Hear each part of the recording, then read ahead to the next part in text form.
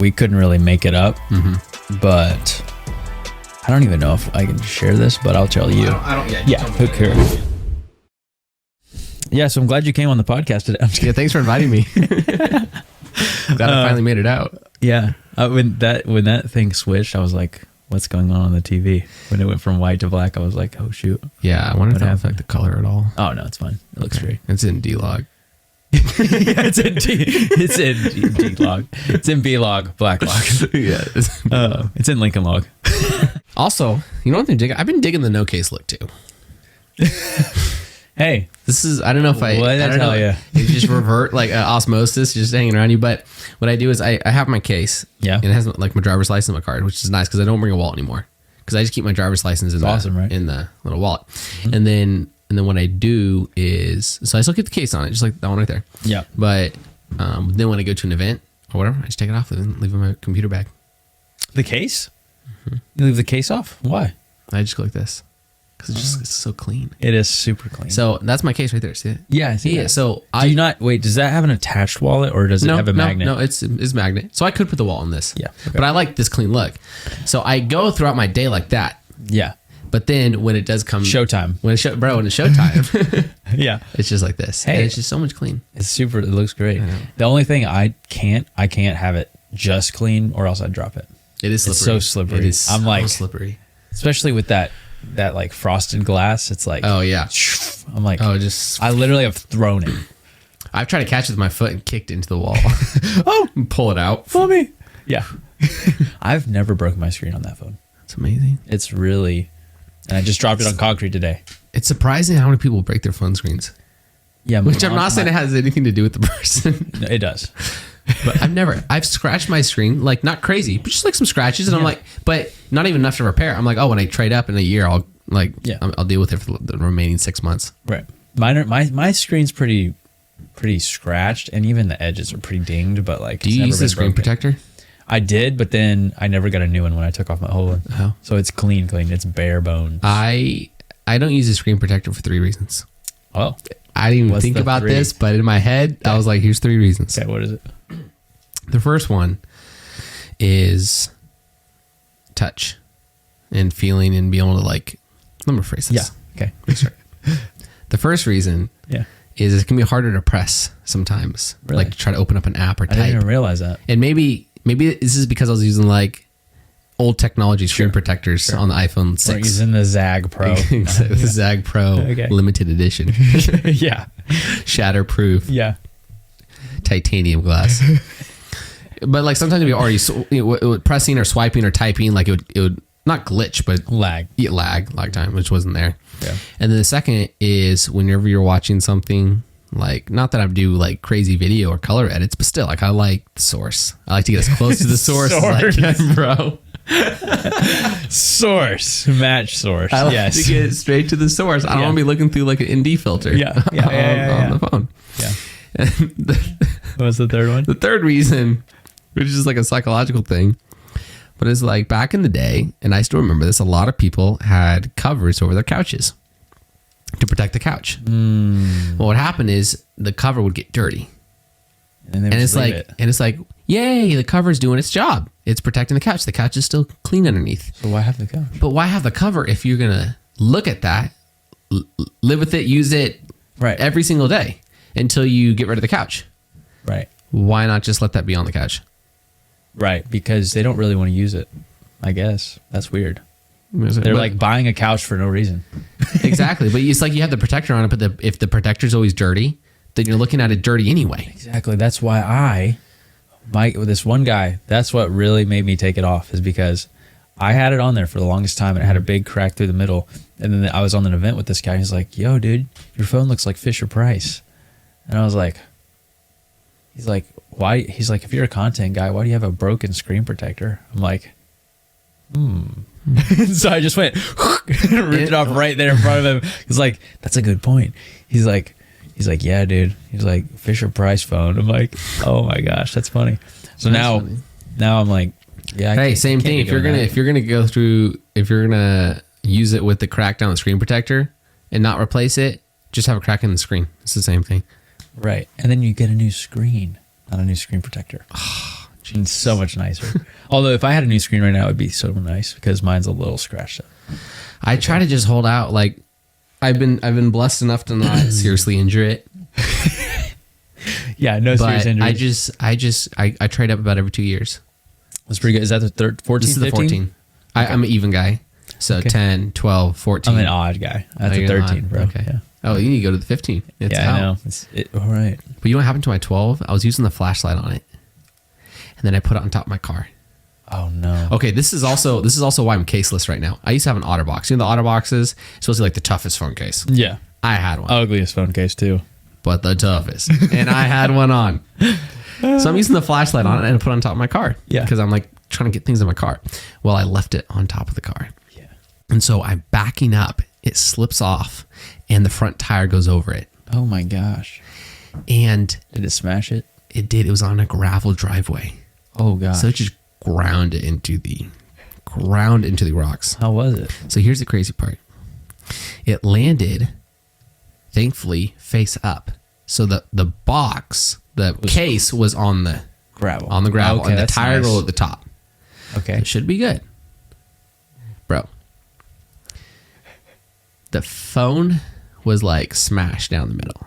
Wouldn't even turn on. Oh, my gosh. Like it killed. It gave the ghost. It was dead. I should have just buried it. The case, That's fine. bro, the case wasn't even scratched. Whoa. I literally gave it to another guy who's using it right now for his phone.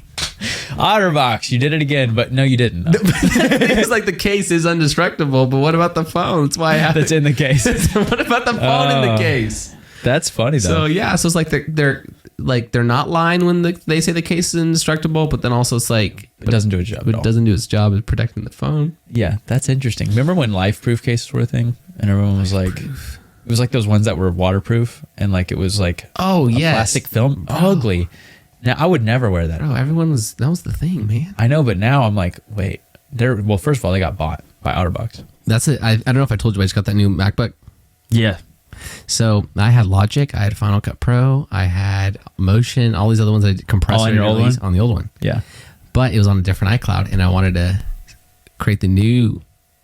set the new Mac up on my phone iCloud, so that it's all synced, because before it wasn't synced. Oh, and so I okay. AirDrop back and forth, text yourself, Yeah. the whole thing, right? Yeah. And so I'm like, how am I going to get Logic? And so how'd you do it? Did you download it on a hard drive? No, Copy it can you over? do that? Yeah. You should have told me. Did you rebuy it all? No one on Reddit said that. Did you rebuy it all? No. Okay. No, I wasn't that dumb. Okay. No, but no one on Reddit said that about the hard drive. No, the hard drive thing is like, I tried to do it again for like the 6th time. And it caught on. It caught was on. like reached max amount of hard drives. Yeah, it was like, no, you can't error with your application. I was like, oh, finally they got it. Because I did it like 5 times. I literally took my root application, just dragged it into my hard drive, kept it on there, and it lived there. And I would just, anytime I'd be like, oh, you need Final Cut on... Yeah. You're growing, bro. You're like harvesting little mini Final Cuts on a little family growing. Yeah. And so it was really funny. Have you been like splitting and copying and pasting and selling them? No. Okay. Could you? No, do they were that? all my computers. Could you copy and paste? Theoretically. Technically, I mean, in up to 5 in my experience. Yeah. So here's what I did. So we had originally bought them on, it was like a family iCloud. The computer? So the old computer. Yeah. We bought them for really, it was like $200 for all of them. It was like a promotional deal package, teachers family day thing. And that's like, it was on like the family's, one of the old family's iCloud account. Yeah. So when I bought the new one, I signed into my Apple ID, right? And then, but when I went to the App Store, I signed in with the old Apple ID. Then when I went into the old Apple ID, I just went to purchased. Oh, and it worked. And it worked. And here's the best part. That's awesome. So you just downloaded it. So re-download all of them. You know what the best part is? It re-downloaded them with the updates. Oh, wow. So you didn't have to... Wow. So it was actually really better. Good. So I got them re-downloaded with all the new updates on them. Well, that's great. So it's just perfect. It was perfect. And now I've got them on both. So perfect. There's 2 ways. There's two ways you can hard drive and then sign into your old iCloud account in your App Store. There you go. What do you tell people when, because I've had some people ask me, I was telling them about like building websites and how with AI tools or even just using ChatGPT for code Yeah. or like, hey, expand this paragraph, et cetera, et cetera. Yeah. They've been like, well, that's not really what you're being hired for or what you're being paid for. People say that I've literally had people tell me that you're not hired to use AI. correct. Okay. So where do you start? Because I think at the end of the day, you're getting hired to what? Build a website? Right. Do they care how you build it? Right. I say, if it were me and like, if I'm hiring somebody and they get me the result I want, maybe it would behoove me to learn the AI tool myself so that I don't have to pay that guy who's using AI. Sure. But maybe it would. Sure. So like, maybe I do want to pay that guy because I just don't want to think about it. So like, if it's me, I mean, people are essentially paying for the result that they want. Right. Is in my experience. And if someone wants you to get that result for them a certain way, then I think that's on them. Yeah, well, I think it's like it's unfair. It's they're crying foul. It's right. if I went to them and said, hey, give me $1,000 and I'm going to build you this right here, and they're right. like, that's a deal. And then you turn around and go, psh. And I push a button, and 5 minutes later I give them that. They're gonna be like, wait, all you did is push a button, like, yeah. Or what if it even cost me nothing? Right, exactly. Then it's seemingly easy for them to cry foul, but at the same time, is wait, we agreed like this is the product you wanted. Yeah. You didn't know how to get it, right? Or you didn't want to get it yourself, right? And I gave you a price. You agreed. That's it. And I give it to you. So why does it matter? Right. If it took me 100 hours or 1 hour, you didn't know how to do it, or you didn't want to do it. Yeah, that's counting other people's money, I think. Yeah. So, and that's also which only people do. Those are the people you don't want to work with anyway. Exactly. So if they want to do that, then, I mean, you should be. I mean, even though if I did that to somebody and they did that to me, I'd be like, oh, I mean, it'd be hilarious because right. I'd be like, oh crap, I could have just done that. Well, I'll do that next time. Exactly. But they're also, I mean, it's not like they're gatekeeping. Right. But it's also not, you could have not done it like yourself. They owe it to you either. Exactly. So it's like, yeah, you could have done it yourself. I mean, that's when you go higher and higher up the food chain with successful people or working with other business owners. I think people tend to normally pay for like per product or per result and not per time. Yeah. And I think time is more the employer, wage or mindset. And that is the 9 to 5. And it's like, well, I did this hours many work, so I deserve X amount of money, which is maybe where they'll cry foul. Right. And throw, Yeah. I think you're right. Hey, you used AI to build that and that took you 1 hour. That's no fair. Where it's like, higher and higher you go into the business world, success world, whatever it looks like. Right. They're paying you for a product or they're paying you for a result. Right. And so like, hey, I'll give you 5 clients right now for $1,000. Right. If it takes you a minute, they don't care. You got them 5 clients. Right. And that's what they're excited for. Right. Where the other guy is going to whine about how it took you you used AI or whatever. Yeah. It's a little bit of a lack mentality, which, I mean, yeah, I think in my experience because my services aren't cheap. So it's like, and my clients don't care because from what I see, and people vote with their dollars. If they did care, they wouldn't do it. Exactly. So like, I like being in the sweet spot where I feel good about it. They feel good about it because they bought it and they bought it again. And so like, what's the problem? Right. And now I'm able to give them results faster and better using AI. Like I utilize AI for captions, for what else? Even like voiceover stuff. The 11 Lab stuff is like sick. Like I'm using it right now and it's I am 11 Labs. No, but like literally that's where you record your voice, right? And then you can type something in, or is that something else? 11 Labs is where they have the library of they have the library of voices. And so you just type in text and then it generates a voiceover. Oh, so it's sick. So you know what I did? This was back on Friday. Yeah. I was doing the same thing because I wanted to make a little video on how to connect like a Bluetooth card reader to a phone. Okay. Yeah. And so what I did is I think it might have been that place. I'm not sure. Okay. 11 Labs. Yeah. But they're like, hey, like try it for free. I'm always try it for free. Oh yeah, of course. So I did it, but it wouldn't let me like export it. So like, shoot, what am I going to do? So I pulled it up on my phone. Oh. And I screen recorded it. Okay. And then I just dragged it in, detached the audio, and we're back in business. We're back in business. See, bro, there's always a hack. Yeah. There's always a way to make it work. If you want to make it Definitely. work, you can make it work. And yeah, I literally used it on Friday. I think it was the same thing. Dude. But it's amazing. Yeah. Well, it sounds legit. Like, Guys, you can pick your voice and you hit generate, and it has one cadence and tone, and then you hit generate again, and it has a different inflection, and then you hit generate again, and it's different. So I go through like, and here's my hack. So if you're ever using 11 Lab AI voiceovers, what you need to do, because you only have a character limit. So like if you have a plan, you have like 30,000 characters that you can type in and do it. So what I do is if I have a script that's, let's say, 10,000 characters long, I will do the first paragraph or the first sentence, do it, put it in. It's like, let's say it's 100 characters. I hit generate until I like it. And then I say, oh, I like that one. Export, boom, label it number 1 with the thing. And then I put the next sentence in. So that way I have a whole like 10 audio files of just the perfect takes of each sentence. That I've used the same characters for, because you could put a whole 10,000 character paragraph in, generate it, and one piece be off, and you're like, ugh. that makes sense. And then you wasted 10,000 characters. Ah, that is genius. So don't do that. And it's not all monotone. Like it's going to have more fluctuations, I'm assuming. And yeah, and it's like, and you could just hit refresh until you like it. You like. Yeah, and you don't that's waste genius. a bunch of stuff. Because I utilize that plus Descript for captions. Okay. And I have a whole workflow where I basically put it in Final Cut, make my clip that I want, and then I export into Descript, do the captions that I want, put it back on top of Final Cut. Okay. And then I can, like, if I want to add any special effects or anything, I literally just cut the Descript clip over top, mute it, and then have like, I can have a space where I can insert whatever I want that has no captions in it. So it's I like, see. But do you ever want the special effects or the graph or the images to be under the captions? yes and yes. So anything I want under it, You I gotta put do on. before. Yeah. Okay. yeah. Yeah. But, and I also tried doing a green screen, which you could do that. You could just go into Descript or whatever, do your captions over a green screen, and then just key it out so that you can use it as its own layer. Yep. That is genius. I might have to do that. Yeah, you just get the audio.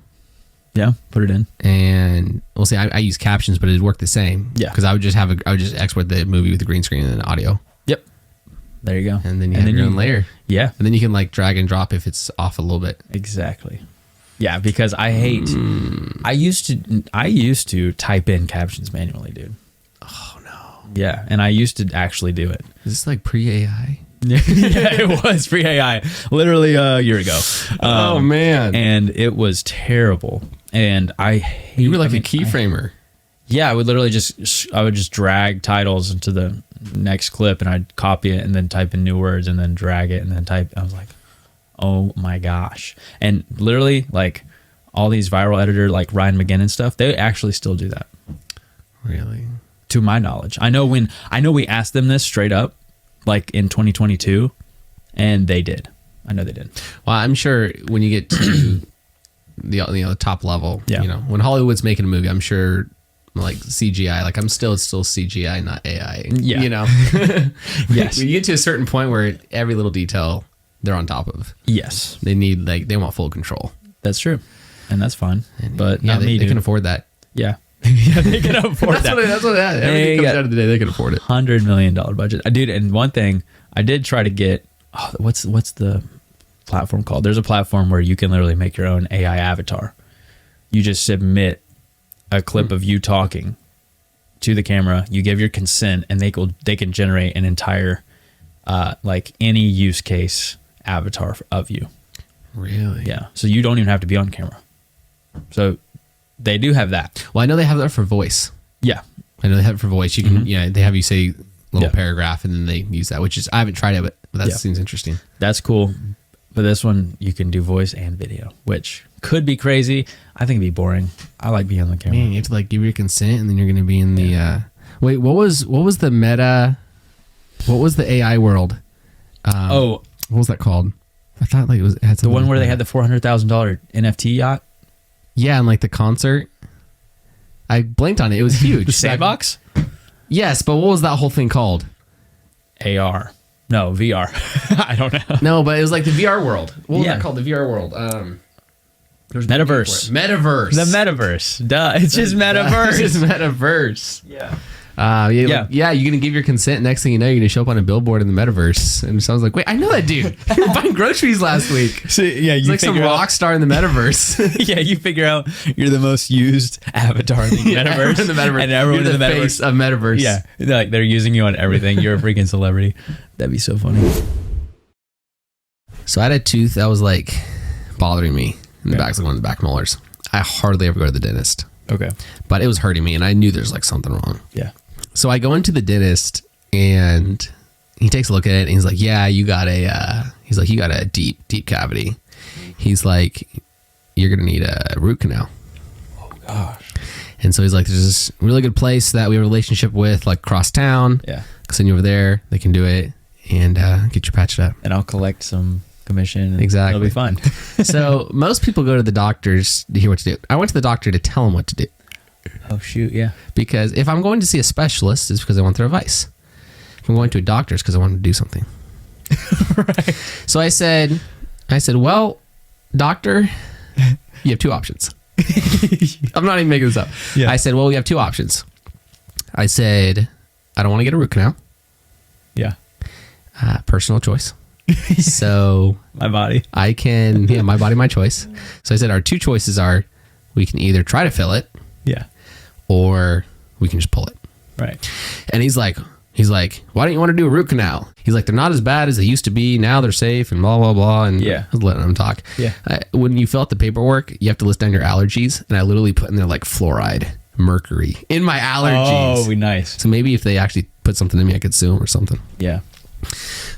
Not that, not that I'm trying to look for, hey, Perfect. not that I'm trying to look for ways to sue them, but like, who knows? It could help me out. So I put it, I was allergic to him. Yeah. And he's like, we can try to fill it, but there's a slim chance that it would work. Okay. And so I said, well, what are my chances? Give me a number. What's the percentage? What do you say? And I'm thinking he's going to come with like 2% because he's trying to sell me on this root canal. Right. Right. He wants to make his extra $500. Right. And so I'm thinking he's going to come up with like 2 or 5%. And he goes, maybe 30%. I'm like, 30%? That'll work. That means that'll work. I'm saying that means pretty it's good. at least 50. Because you know he had to even lowball it even more. Yeah. Because he literally just said I needed a root canal, so he can't go back on his word. So he's really got to lowball it. Right. So I'm thinking to myself, if he says 30, it's at least 50. Yeah. And I like my chances at 51%. So I said, all right, let's fill it. And he's like, all right, we can try. And so I guess he said it was getting real close to the nerve. And that's why like you needed like a root canal. Sure. But I'm not doing a root canal. Yeah. And so I said, let's fill it. And then if it keeps hurting, we have an issue with it, and we'll come back and we'll pull it. And he's like, okay. Probably the first time any 20-year-olds ever told him what to do. Yeah. He probably thought he's going to make an easy $500 on me. He's like, get this guy a root canal. Yeah. I know. Yeah. He probably thought he made a quick G on me real quick. And you Uno reversed him. I Uno reversed him. He's probably still scratching his head. He's like writing a script of what to say next. He's like, next time a 20-year-old comes in saying he doesn't want a root canal. This is what I'm going to say.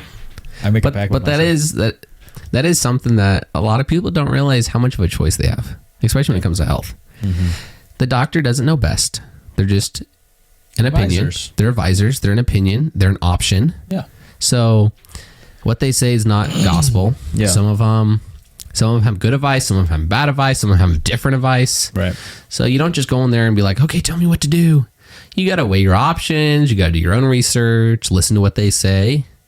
You can act upon it. You can not. You can just get a second opinion. All you're doing is getting a second opinion. Yeah. You don't have to just take their word for it. Yeah, it's not like they were born.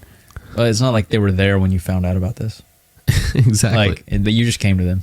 Yeah, I just came to them for to see what my options were. Right. That's literally why I came to. So let's see what my options are. Right. And I was gonna make the ultimate choice on which one it was gonna be. Right. The ultimate choice. It's my tooth. My tooth. My body. Yeah. But yeah, never let the doctor tell you what to do. I agree with that because my mom, with my grandpa, he's had a lot of health issues just from since my mom was a kid, and she is so sharp with catching doctor's mistakes. She's a pharmacist. Oh, okay. And she's like a patient advocate for like anyone in our family who's like got Been problems. mistreated by doctors. Oh, well, she doesn't let it happen because she's like, she'll just like ask them, something won't add up. And she's like, so why is that like that with that? And they're like, I don't know. Let me guess, they got confused. Yeah, exactly. And my mom's like calling them on this stuff, well, on like basic stuff. Not all doctors, but some doctors and like nurses and just oversights, and like departments don't talk to each other, so they miss stuff and all this stuff. But my mom knows the whole story, so she comes in and she's like, yeah, so we need to do this, and they'll fight her on it, but then they'll eventually just do it because they come to the same conclusion that that's what needs to be done. So it's really cool that you can do that. And I'm like, for people who don't have someone who knows what the heck is up, because my mom's like a medical professional, she knows what's up. But for people who just go in and have a doctor do whatever they want, like sometimes it's scary. There's a lot of people that don't know all the ins and outs of hospitals and different things. I mean, my mom's had like 10 kids. Yeah. And so like different kids, like they're trying to keep you overnight for XYZ. If you bring a baby in with X, I mean, so you gotta be like, the hospital's the last place you want to go. Right. We always say, if I'm in the hospital, it's because they brought me in on a gurney. I didn't walk in there, I'll tell you. Now, if you're walking into a hospital, bro, rethink that. Yeah. Like, you deserve to be in there. You deserve. Come on. If you're seeing a specialist, like, that's completely different. Yeah. But if you're like walking into the emergency care because you have a tummy ache or something, you deserve every nickel and dime they can get out of you. How much does it hurt? Point two. They're just going to prescribe you. That's all the doctor's going to do anyway. I mean, everyone's getting a little PCU, a little commission, and they're just gonna prescribe you anyways. So. Yeah. Unless I had an arm surgery once. Did I tell you? Oh, like, well, I know you broke your bone. Yeah, I broke it, both of them in half. Whoa! It was like up and like that. Oh no! Yeah, go-kart. Flipped it, stuck my arm out, boom, and it just snapped it, and it was like dangly, and I was like, ooh. It only felt like I just like hit my arm on a table though. That's all it felt like. Just the shock was like, yeah, the shock had some adrenaline painkillers going through me, and it didn't hurt that bad. But then, they cast me up, they set it, and then I got my cast off. The same day I got my cast off, I went to take my shoe off like this, and went, psh, and it just broke again. So I was like, ow. And I was like, oh, it's not broken. It's just sprained or something. And then we look at it. I sent my mom a picture. She was like, that's broken. It was bent again slightly. And I was like, and that hurt more than the first time. I bet. And then, so my arm shriveled up pretty much because it was like in a cast for triple the amount of time because then I had to have surgery because it started growing. Yeah. That's crazy. Sucked. Oh, no, Cart. Yeah. That was like 10 years ago though, because I was 13. Wow. Yeah. Or actually 11 years ago. Yeah, I'm 1 year older now. Broken bones are no fun. We couldn't really make it up, but I don't even know if I can share this. But basically, like a coffee or a church came to us and they were like, "Hey, we really love what you're doing in the Bex with the Bex thing, and like we love your shop, we love your family, blah blah blah. We're actually making a new building, and we want to put a coffee shop in it. Would you guys be like willing to partner with us and do that?" We're like, well, we don't really. I mean, you're probably gonna want to be open on Saturday. We're not gonna do that. We don't know, maybe. And like they're like, okay, well, can we talk about it or whatever? Anyway, they talked about it, and basically now what's happening is they're making their new building. They're basically giving us a space. They're like furnishing everything. Wow. Getting all the equipment, and it's going to be a Bex branded store. So it's pretty much done for you. No, yeah, it's our thing, but they're funding it. Yeah. Wow. Which is super weird. That's amazing. And we're like, what are the chances? I know. I mean, I'm like, thanks. Thank you, Lord. Because wow, that's cool. We couldn't really. Church, he had his hand in it. Definitely. How far away is that from you guys' house? It should be probably like 45 minutes from our house. Is it but closer? It's like 30 minutes. Oh, it's way farther. Oh man. Because it is towards. Yeah. Hey, we're gonna take over Franklin too. Y'all don't go the wrong way. Yeah. Don't worry. We're coming. Third we're location coming in Ohio, bro. Yeah, right. Lake Michigan. Yeah, no, I literally, dude, I was thinking about it. I'm like, dude, we need to take over a downtown area. Oh, It would yeah. crush. Have you been? Did you see that new fainting goat that just opened up and down? I didn't see it, but I heard about it. I saw it on the gram. Bro, you know Awesome. how many coffee shops have opened up since we moved here? What, like 4? Yes. Yeah. And when we originally moved here, no cap. Yeah. Sounds weird. No cap, because like I was gonna bring up my parents. Yeah. No cap. When you first moved here, like our family, our parents, like, oh, it would be cool to open up a coffee shop, right? Everyone thinks that. Yeah. But they're like, man, there's like 4 in downtown already. Yeah. Like there's no way we'd make it. Now there's 8. Now there's 8 within walking distance. Really? So Yes. it's literally downtown Franklin? It's up the street. It's on the street. Like if you head to downtown Franklin, Yeah. it's on that street before you get to the 5, like the split. Oh, okay. Yeah, okay. yeah. So it's on Columbia. It's on Columbia. Okay, cool. Yeah. So it's just right up it's a couple blocks up. Another one. Another one bites the dust. That's crazy. Just though. when you think, like, I almost think we should open one up now, just to like Just to make it 9. just to make it 9, like Yeah. prove a point. Like, Yeah. we can open up another one, There's so many and it's in town. packed. What the heck? I know. That's awesome, dude. There's so many coffee shops in Nashville. In the Davidson, goodness. in the Middle Tennessee area. Gotta have the award, bro. I bet there's about between 60 and 70. 1,000. yeah. 60 and 70,000. No, like 60 and 70, Yeah. like seriously. Yeah, I mean, that's or a more. lot. That's maybe a lot. I mean, maybe even more, honestly. And I follow this one account. It's like, it's called like Places to Eat in Nashville, or like Places to Drink Coffee in Nashville or something. And there's like a new place every week. And half of the places, there's a new place every week they're recommending. Okay. They're opening them up. There's like Yeah. a new place every week they're recommending. And I'm like, every week, like there are so many just in Nashville Yeah. that I've never been to. Yeah. What's weird is in Louisville, like my dad's from Louisville. My grandparents live there half the time. And they have one coffee shop that's not Starbucks. Yeah. Everyone goes to Starbucks, dude. I'm like, Well, that's what I think makes it work in like, Middle Tennessee, is they don't go to Starbucks. no, yeah. You're in but like Southern California, these different, okay, sure, Dunkin'. And yeah. No, but like I didn't even count Starbucks in that 70. Sure. There's tons. But that could be while it works, like Southern California, Middle Tennessee, your places that are like the bougie places, like they're not going to Starbucks, so that's why they can afford to have so many coffee shops. Right. But if Yeah. you're trying to open one up in like Southeast Illinois, they're partial to like Dunkin' Donuts, Right, yeah. or like some drive-through. It's Yeah. called like Seven Brothers, and it's like, Hey, there's a Three Brothers in town. is Did there? you know? Yeah. No. Oh, I thought you were playing off that. Yeah, it was. There's a Three Brothers. No, I didn't know. There's a Three Brothers. 5 sisters. It is crazy because I mean, they people say like niche, do the niche thing, and don't. Is it niche or niche? I say niche. Do you think it's a country, like it's a where you grew up thing? Because in California we It's always niche. said niche. Really? Always said niche. See, the thing is, I used to say niche, and I thought niche was weird, and then I just started saying niche. I don't know where it came from. Now I wait till the other person says it first. You're like, oh yeah, that. I word. don't bring it up in a conversation till they say the word. Yeah. And then after I'm like, okay, they're going with niche. Or they're going with niche. Is it a hard sh or a? Because I don't want to cha? be a snitch. Yeah, I don't want to be a sneeze. I don't want to be a snitch.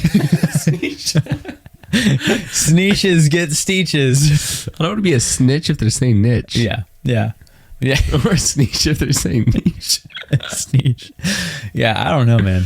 But no, it's Sorry, funny good because job. there's like people were saying, "Oh yeah, I want to get an untapped market that doesn't have any competition." But also, if there's no competition, there's no customers. That's a good point. Which is really funny. That's a good point for a lot of different things, though. Yeah, I mean theoretically, unless there is a big market that's untapped. I don't know, but there's a lot. I mean, of but those. those are the 1 in a million. Yeah, 1 in a million, yeah. yeah. I watched this other guy who's like a 17-year-old agency guy, and he's like, dude, I was gonna give up, and I didn't. I literally, this is how you get your first client, and he's literally just talking about on YouTube, and he's like this 17-year-old dude, and there's just so many gurus. It's hilarious. I was almost going to give up. I was 14. Tried it all. Yeah, I was on my 80th business. I was attempt. done trying to sell courses on how to sell a course. It's so true. Oh, but it's funny though. I was 'cause done it being a works. motivational speaker to other motivational speakers. I was about ready to throw in the towel. Yeah. And then I found an untapped market. And no, it's not Bitcoin. It's not real estate. And it's not It's a brand new FBA. industry. Yeah. No, would you ever sell a course?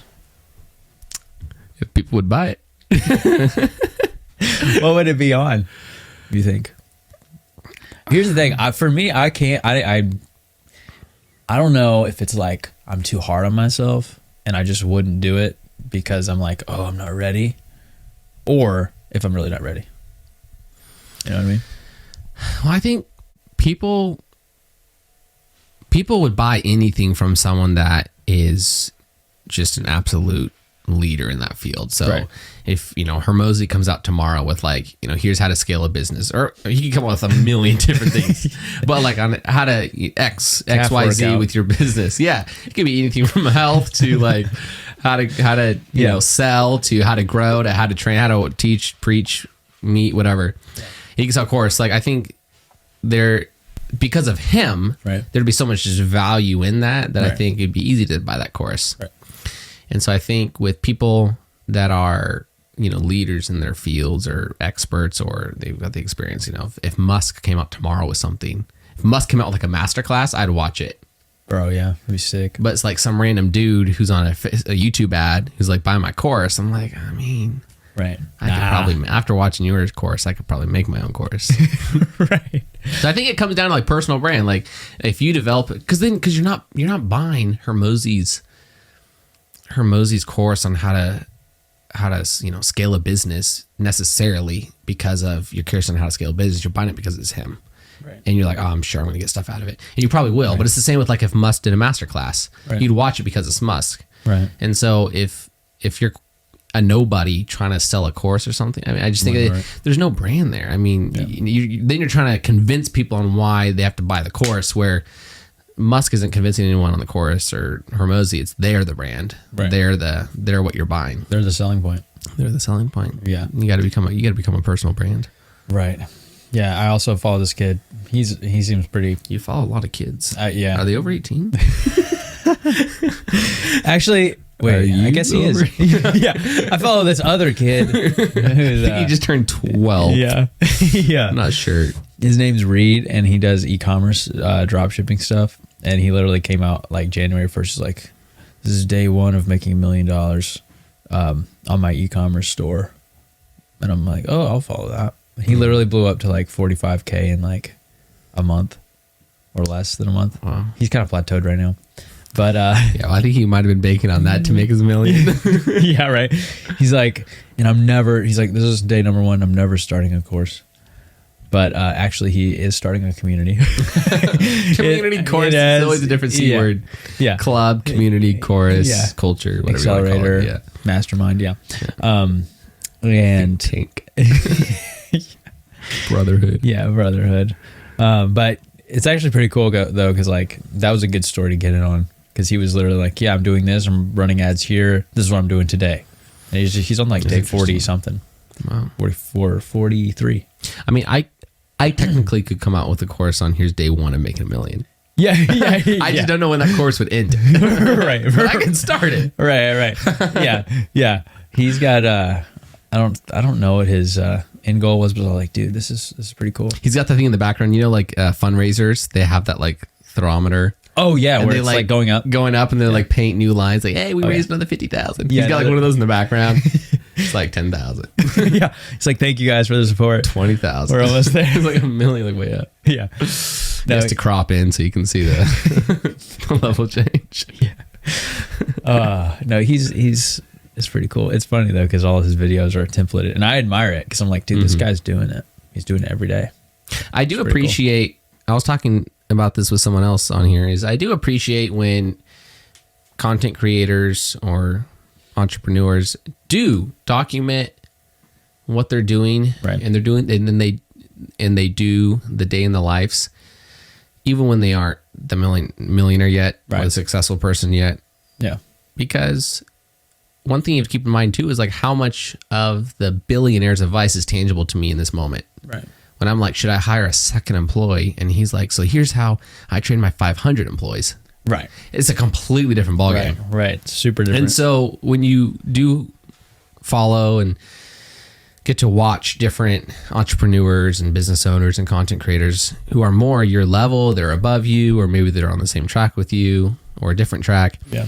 And they are doing the day in the life and here's what I did. Here's how I'm doing it. That is cool to see sometimes because some stuff is more tangible and it's more applicable to your situation that you can pull across the board. Right. And like, oh, I want to drag and drop that over here. Right on. No, I think I really appreciate watching it when they're like right there at like a level right above me. Like, I mean, you're totally right. See what I did there with the content creators? I say you should drag and drop what they're doing. Yeah. You just drag and drop your timeline on it. And because they're on a different timeline. But if we drag and drop what they're doing, and then you can just plug in. Yeah, and I'll just detach their business. Exactly. Very content creator of you. No, I actually have a hurdle right now where I'm not making content like I know I need to make. And I'm like, which maybe that's why I'm here. Maybe this is the start of something. No. Yeah. Is it because you know you need to make it, or you just know you could make it? I know I could make it. I know I want to make content, but I'm like, I had my whole TikTok era, right? And I'm like, there was so much going on there. I don't really want to go that route. Right. I want to take a more mature route now. And so even though that worked. Yeah. It was a season. It was a season. So I'm like, okay, what do I talk about? And like 2024. Yeah, what do I actually talk about? So that's what do I show? That's an example of just while you're talking, I'm like in my head, I'm still thinking like example of like a B-roll where you're like, say I have my whole TikTok and like your little TikTok page will pop up, right? In the drop down or whatever, like even in my head, that's what I want. But but I'm thinking like, okay, like I have to like screenshot his TikTok, drag it, like I'm already thinking like, and that's like another 30 minutes. Hardcore edit, bro, serious. And, they take about an hour and a half per TikTok. At least mine did. When I was manually doing 100%. 100%. And that's having a flow, and that's like copy and pasting. Yeah, seriously. Yeah, it's very customized. That's the tricky part, because like even while you're saying that, I think like, oh yeah, you can have that. That'd be so sick. Blah blah blah. Yeah. But then I'm like, do I have 2 hours for that? Does it work? No. Yeah, that kid does. So here's the question: where would be the best place for someone like me to go to find that perfect kid who's the 15, the 16, the 17-year-old, where he's like, I don't even know what you would recommend is a good price. Here's $100. Here's $200 a week, a month. Right. What's per edit? What would you recommend? Like price, maybe not price, but pricing structure as far as should it be per edit, should it be just a month? Right. And then where's the best place to find those kids? I would say when I've looked for like contractors or someone to do a specific task for me, and I've put it out on my story, I get a lot of good stuff. And I didn't even feel like I had that many like people watching it. But then when I put it out, I put something out, it was like paid. I got like 15 replies. I was like, whoa. Would you recommend getting someone from the Philippines, Fiverr, Upwork, India, or would you recommend to start? Yeah. To start, sure, why not? Like, I still have some applications coming in for my job listing. I had so many people apply, probably 100. Oh, really? Yeah, it's crazy. But like, and there were some pretty good ones. Like I took them through a gauntlet. I literally gave them all the footage that I wanted them to use and like said, copy this and do this. And I looked at everyone's result. Some of them were terrible. So here's the thing on that is I can't really I couldn't send them the long form podcast and be like, take out the 5 best clips because the dude doesn't even speak English. Oh, well, a lot of them do, but yeah. But I know what you mean. Yeah. So you would have to curate that. That's why I don't even like doing it, because I'm like, I want to be around the people that I work with. That'd be cool too. Like, and I like hey, John, what's up? Like, hey, can we switch this out? And not be like, dear, wait copy for them to wake up. Dear, copy and paste his name because I have no idea how to spell it or pronounce it. Yeah. No, I like working with people here. He's got like an American name. It's like Nick. Nick Volachikabaka. I would say literally nickel and diamond me. Nickel and diamond. Sorry, they're flowing tonight. I'd say for longevity stuff, the kid out there, because they can learn AI. You can say, look, kid, right? You can do whatever you want to do this really fast. Here's what I can pay you.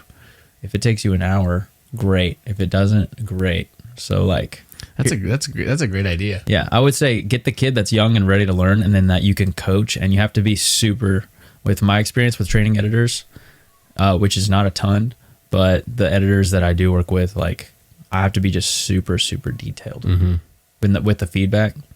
Like literally say this time code right here, make it do exactly this. And I'm like literally writing out like a paragraph for Just each that note. one edit. Yeah. And it's like, but like, you kind of have to, because I can't read your mind. Right.